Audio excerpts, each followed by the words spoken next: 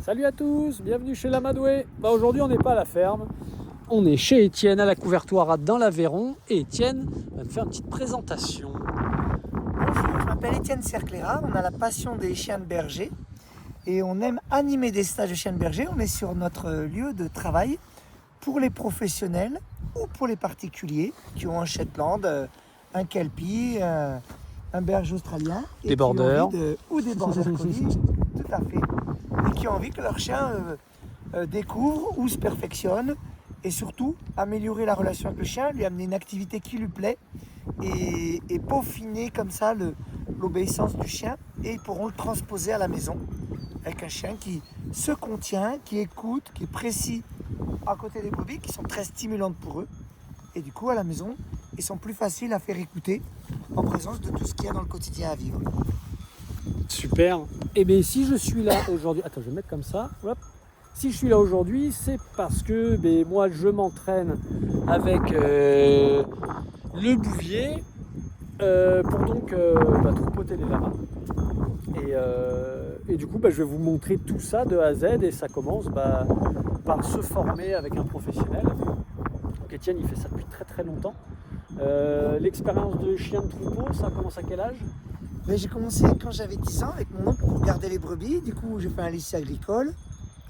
Et après, j'ai fait berger salarié de 85 à 2004. Et en 2004, je me suis installé comme paysan. À 85, il a commencé quoi. Moi, j'étais à peine né quoi. Donc voilà, quelqu'un de très passionné. Et ce qui est génial, ce que j'aime chez toi, c'est que tu es multirace. C'est-à-dire qu'il connaît vraiment les chiens et pas une race spécifique quoi. Parce que c'est ça qui est intéressant, c'est de travailler avec différentes races. Ils vont tous avoir des avantages, inconvénients. On en parlera sûrement plus tard, notamment par rapport au bouvier et au lama. Il y aura d'autres vidéos à suivre, hein. Ça va prendre du temps. Je ne vais pas sortir le chien et les lamas dans 2 jours, hein. On va tout vous montrer au fur et à mesure de A à Z. Et donc, montre-nous un peu tes installations ici. Alors là, on est dans le deuxième, c'est pour les moyens. Donc il y a 3 niveaux et il y a 3 parcs, on va dire. Voilà, parce qu'en fait, on doit s'adapter au niveau du chien. On met une stratégie en place, on voit ce que la personne souhaite obtenir pendant les jours du stage. Alors du coup, au départ, on va être dans le premier prix avec des brebis très calmes. Ensuite, on va travailler ici avec des brebis un peu plus vives, mais quand même calmes malgré tout, hein. Et après, on peut partir à droite là-bas, dans les rochers, dans les buissons. C'est là-bas au fond. Il y a beaucoup plus d'espace, de relief aussi. Et c'est pour le perfectionnement des chiens de berger avec des brebis très réactives. Là, il faut vraiment que le chien soit à l'écoute et Soit garde bon, ses ouais. distances. Et que l'humain anticipe bien quoi. Oui. Parce que ça paraît simple comme ça, mais pour que le chien il dirige les brebis, enfin n'importe quel troupeau, c'est à l'humain de diriger le chien. Et tout ça, ça s'apprend quoi. Tu peux pas directement dire gauche-droite à un chien qui sache comment faire. Il faut le faire avec son corps quoi, au départ. Et ça, c'est pas forcément hyper facile au début quoi. Donc c'est très intéressant d'avoir différentes tailles de parcs et différentes caractères de brebis. Parce que le petit parc il est là, donc c'est tout petit, il n'y a pas d'éléments au milieu, il n'y a pas de relief ou de rocher ou quoi que ce soit. Les brebis suivent très facilement l'humain, elles vont pas trop se disperser, elles vont rester plutôt en paquet. Ici, il y a des rochers, il y a des arbres, il y a un petit abri, tout ça. Les brebis suivent un peu moins l'humain et vont réagir un peu plus au chien. Et puis là-bas c'est festival, quoi. C'est beaucoup plus grand, beaucoup plus d'animaux à gérer, des animaux un peu moins faciles, quoi. Et donc c'est génial, quoi. Si vous avez un chien de troupeau que vous voulez juste faire un petit kiff de temps en temps, c'est aussi cool. Je trouve que ça amène une super relation, ce genre d'activité, les activités en général avec son chien, mais notamment celle-là, que ces chiens ont été créés pour ça. Et donc leur apporter ce pourquoi ils ont été faits, souvent ça révèle un truc chez le chien, c'est assez chouette quoi. Mais oui, c'est vraiment une activité qui correspond totalement à son est. Alors du coup, il a un plaisir en permanence et nous, on en profite avec ce plaisir pour inclure petit à petit notre éducation, nos codes et tout ça. Et le chien progresse vite parce qu'il est en permanence récompensé. Ouais, c'est ça qui est intéressant aussi, c'est qu'on est vraiment sur le faire avec et pas contre. Toi, tu t'adaptes justement vachement aux chiens et au caractère aussi des propriétaires pour créer un duo qui soit efficace, quoi. Si tu as un chien qui, je sais pas, s'écarte très loin, bah, c'est génial, on va utiliser ça. On va quand même lui apprendre à aller plus près. On va utiliser ça, et c'est ce que tu fais très bien, justement. Et ça, c'est vraiment chouette. Tu n'as pas forcément une formule à respecter, c'est comme ça, le chien doit faire ta ta ta ta ta ta et point barre, quoi. Ouais. C'est du vivant, donc c'est hyper... La formule, ça serait s'adapter en tant que formation aux attentes de la personne. Et aux capacités du chien et de la personne, quoi. Ouais. Et donc ça, c'est chouette d'avoir ces 3 espaces. Ça permet vraiment d'avoir voilà, un outil pédagogique voilà, hyper adapté, je trouve. Et voilà. Donc moi, j'en suis là à mon 4e jour. On n'a pas filmé avant, mais c'est pas grave, il n'y avait pas grand-chose à filmer, si ce n'est mes propres erreurs. Mais ça peut être intéressant. Mais on fera des vidéos de moi au troupeau avec le chien plus tard. Là, on fait vraiment une petite présentation. Voilà, quoi dire de plus je crois qu'on va à la prochaine fois. Voilà, la prochaine. Avec Tu nous des fais vidéos. une petite démo vite fait. Allez, alors chaque chien a ses propres codes. Voilà, ça c'est vraiment la particularité d'Étienne. Alors du coup, là par exemple, il y en a 2 qui sont en français, français normal, français mot inventé, et français, oui, mais sur le thème des mathématiques. Si je lui dis droite, elle ne part pas du tout parce qu'elle ne sait pas ce que veut dire droite. Mais si je lui dis 12, ça veut dire droite. Plus 12, 4, elle s'arrête. 8, ça c'est pour revenir. 16, 12, 16. Ça veut dire de repousser les bêtes. 1000, 8. Résultat. Voilà, elle est allée à droite, elle avance doucement, elle s'arrête, elle pousse les bêtes, elle revient. Maintenant, on va utiliser des mots plus habituels. Gauche. Amen. Doucement. Droite. Couché. Mogwai couché. Et le suivant. Doi. Haché. Voilà, c'est son droite, c'est son coucher.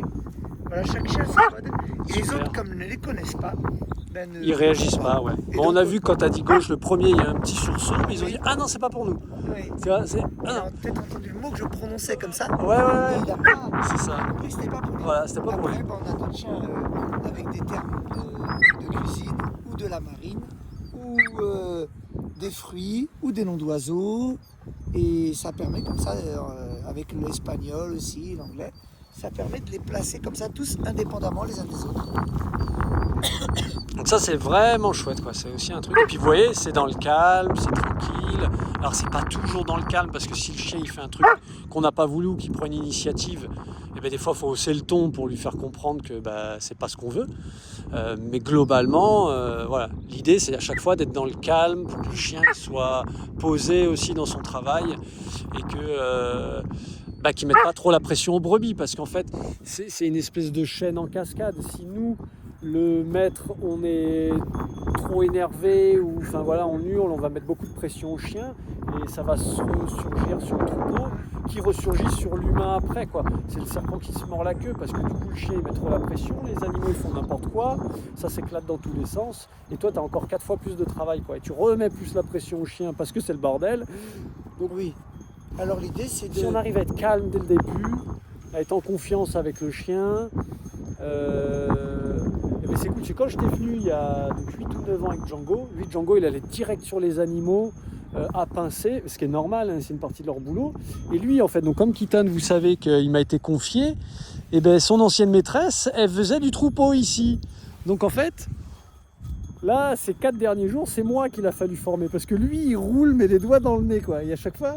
Qu'est-ce que tu me disais qu'il était rigoureux? Il est si consciencieux. Consciencieux, oui, consciencieux. Ce chien est consciencieux, donc ça c'est génial. Et qui voulait me faire plaisir, quoi. Ouais. Ça, c'est des trucs que j'ai régulièrement entendus. Donc ouais, et je vois qu'avec la même race de chien, mais pas avec le même niveau et tout, et ben il travaille pas de la même façon, quoi. Parce qu'au début, je me suis dit, oh là là, je vais devoir le surveiller à fond pour pas qu'il aille niaquer et tout. Mais en fait, ça roule. Lui, il n'a pas trop fait.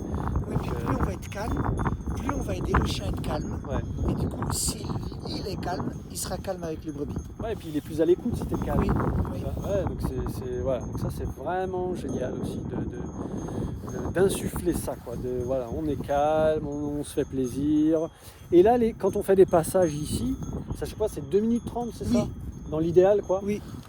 Pour que ça soit bref, on a un objectif, on se dit tiens on va travailler ça ou ça, hop, on le met en place, on y arrive tant mieux, on n'y arrive pas tant mieux parce qu'on apprend. Il y a souvent soit Étienne, Émilie ou d'autres gens qui ont plus de niveau, qui vont regarder, puis qui vont nous débriefer après. Donc c'est vraiment un truc aussi collectif, quoi. Parce que des fois on se dit ah mais j'ai pas réussi et tout. Puis t'as quelqu'un qui va dire ah si à tel moment t'as changé. Voilà, et ça c'était super bien. Et puis toi tu l'as pas forcément vu ou t'as pas forcément vu que c'était si bien que ça. Donc c'est hyper intéressant les retours que tu fais ou qu'Émilie fait. Et des fois ceux des autres participants qui ont plus de niveau. Donc ça c'est vraiment chouette. Parce que là, donc pendant les 4 jours, j'étais en formation spéciale éleveur. Mais il y a aussi des formations que pour les particuliers, quoi.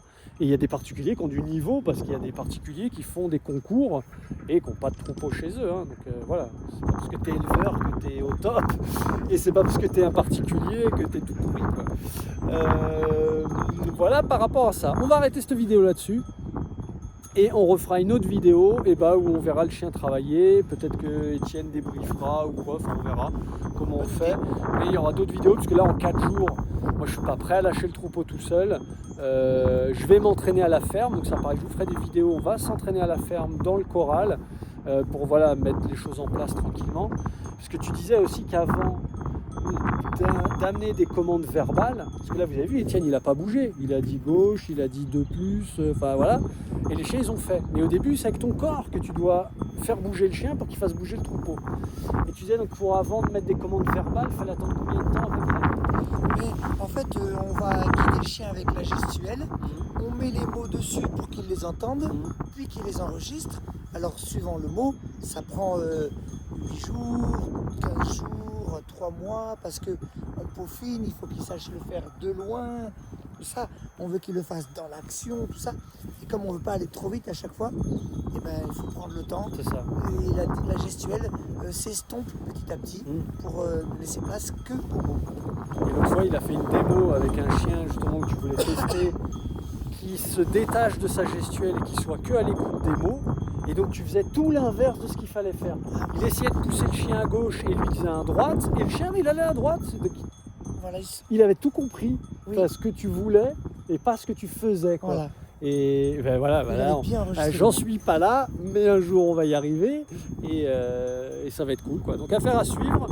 Voilà, je vous fais des bisous et je vous dis à très bientôt pour d'autres vidéos, sûrement ici, voilà, ou à la ferme.